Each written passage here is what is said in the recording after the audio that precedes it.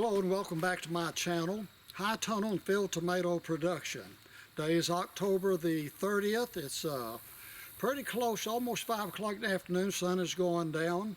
And I just wanted to just do a little update and tell you something that I think is pretty important about these high tunnels. There's a lot of little hidden things. One of them is putting a strap. If you're in a windy area, the plastic on these things is going to billow, and I use a 2 3/4 inch strap, and if you're ever interested, I'll be glad to tell you how to do it, but it's not real hard. There ain't nothing hard about this, but I use that strap to hold my plastic down. When you get a 40-mile-an-hour wind, it'll stretch that plastic. I'm telling you, it'll find an opening. I don't care if your tunnel's locked up as tight as you think, it's going to billow that plastic, and I just don't like that. Another thing you got to realize is after harvest, when everything's done, I've come in here and I've tilled my soil up. I'm getting ready for next year, and I've got some, you can see them behind me, I've got some sprinklers set up.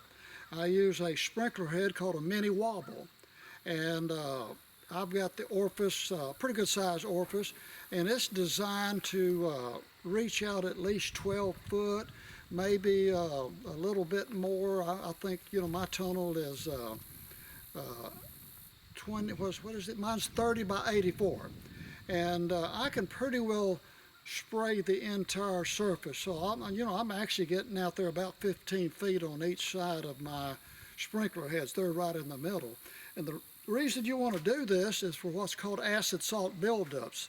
Now, occasionally I will use granular fertilizer. Try not to do that, but I come in the spring sometimes for my potassium. I'll put down some granular fertilizer. Everything else I'm using, and occasionally just a little bit of phosphorus, but I haven't needed phosphorus for several years, and I can also give them that through the water soluble. But these acid salts are detrimental to your plants, and when the soil dries out, now of course you realize there's no rainfall going to be in this tunnel, never has been, and so it's going to get pretty dry. And I like to go ahead and do a lot of my watering now. I will do some of it in the spring when I get ready to plant, but right now I've run 4 or 5 cycles in 2 different tunnels.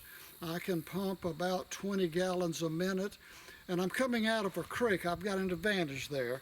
It costs very little. I use a gas-powered pump, go through 2 jacuzzi sand filters, and it just does a great job. It does not stop up my emitters on the sprinkler head. But what this does, of course, is to moisture pushes those acid salts down into the lower subsoil, gets it down there a lot farther. Now, if it doesn't, you know, what I'm trying to say is, if it gets real dry, a lot of those acid salts come back up near the top. I don't understand a lot of that. You'd have to talk to your county agent, somebody a little smarter than me, but I've been taught that's what they do. So the ideal right now for me is to flush my soil, get as much fertilizer as I can out of there, nitrogen, everything I can. I want to flush as much out and get ready for next spring. And so I think that that's all I'm going to do for today. I appreciate y'all watching. We're excited about next spring. I just had the best year I've ever had in my tomatoes.